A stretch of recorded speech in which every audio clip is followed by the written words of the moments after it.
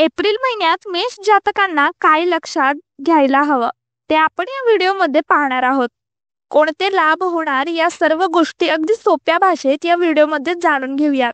त्याआधी नवीन असाल तर व्हिडिओला लाईक करा, चॅनलला सबस्क्राईब करा व ही माहिती नक्कीच शेअर करा.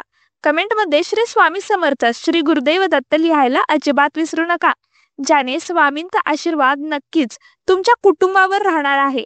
चला तर मग पाहूयात मेष राशीचा एप्रिल महिना. तुमची एप्रिलची सुरुवात ही खूप चांगली होणार आहे. जे काम तुमचे बनत नव्हते ते काम पूर्ण होताना दिसणार आहे, कारण एप्रिल महिन्यामध्ये तुमच्या राशीत सूर्य आणि मंगळ हे येत आहेत. सूर्य म्हणजे एकदम एनर्जीने, उत्साहाने हा महिना जाणार आहे. त्याचप्रमाणे आर्थिक स्थिती चांगली असेल, परंतु पैसा सांभाळूनच खर्च करा, ज्याने आर्थिक बजेट तुमचं डगमगणार नाही याची काळजी घ्या.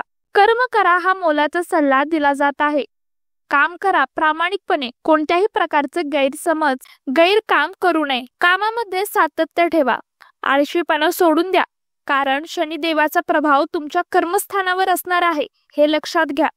करिअर व व्यवसायामध्ये पाहिले तर या महिन्यात कामाच्या ठिकाणी किंवा तुमच्या आयुष्यामध्ये तुम्हाला काही महत्त्वाचे निर्णय डिसिजन्स घेणे भाग पडू शकते. तसेच पहिल्या आठवड्यानंतर तुम्हाला नोकरीच्या बदलीची संधी मिळू शकणार आहे, हे दिसून येत आहे. ज्या कंपनीत किंवा नोकरीच्या ठिकाणी तुम्ही भरपूर काम केले आहे आणि तुम्हाला कंपनी स्विच करायची असेल तर तुम्ही हे या महिन्यात करू शकणार, हे दिसून येत आहे.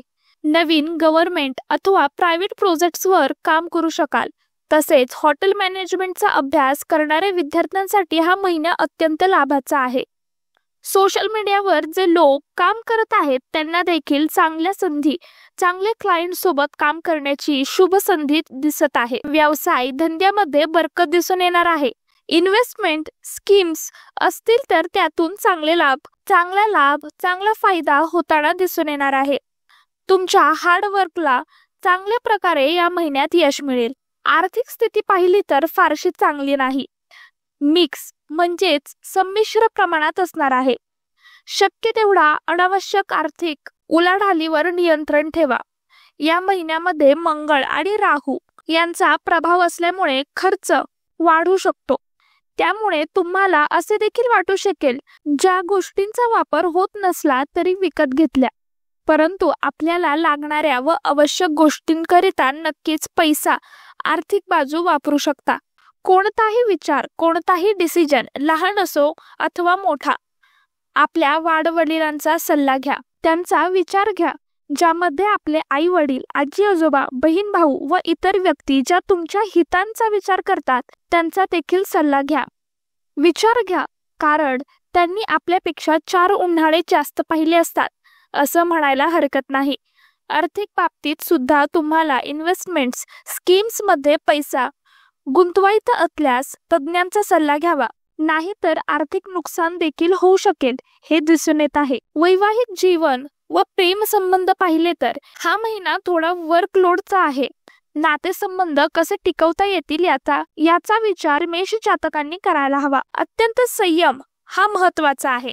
आपल्या जोडीदाराशी आदराने बोला, ज्याने नात्यात मधुरता येणार आहे. त्या व्यतिरिक्त वैवाहिक जीवन चांगले राहणार आहे. अहंकार बाजूला ठेवा. मेष राशीच्या जातकांचे कुटुंब आनंदित राहणार आहे. आरोग्य हे या महिन्यात थोडे तणावकारक असल्याने मानसिकतेची काळजी घ्या. व्यायाम करा, योगासन, सूर्यनमस्कार करा, ज्याने मनाला शांती व स्थिरता प्रदान होईल. हलका आहार करा, ज्याने पाचन शक्ती मजबूत होईल. वरण भात व कंदमुळे म्हणजेच गाजर, बीट यांचा आहारामध्ये समावेश करा, ज्याने रक्तशुद्धीसाठी हा आहार चांगला मानला जाईल. तुमचा एप्रिल महिना चांगला व लाभदायी होण्याकरिता हे उपाय केले तर उत्तम राहणार आहे. पिवळ्या रंगाच्या वस्त्राचे दान दर गुरुवारी करू शकाल. तुमच्याकरिता 9, 18 व 27 तारीख शुभ आहे, त्यामुळे तुम्ही लाल रंगाचे कपडे घालू शकता, ज्याने आध्यात्मिक बढती होईल. देवाची पूजा आराधना करा, कारण तुम्हाला भक्तीची गरज आहे. हनुमान चालीसा दर येत्या मंगळवारामध्ये लावा. आपल्या फोनवर, रेडिओवर, स्पीकरला किंवा मनापासून तुम्ही म्हणू शकता. या चॅनलवर नवीन असाल तर सबस्क्राईब करा. हा व्हिडिओ शेअर करा. माहिती आवडली असल्यास लाईक करा. कमेंटमध्ये तुमचे काही अनुभव, मनातील प्रश्न विचारू शकता. सबस्क्राईब करायला अजिबात विसरू नका. स्वामी आपल्या पाठीशी आहेत. धन्यवाद.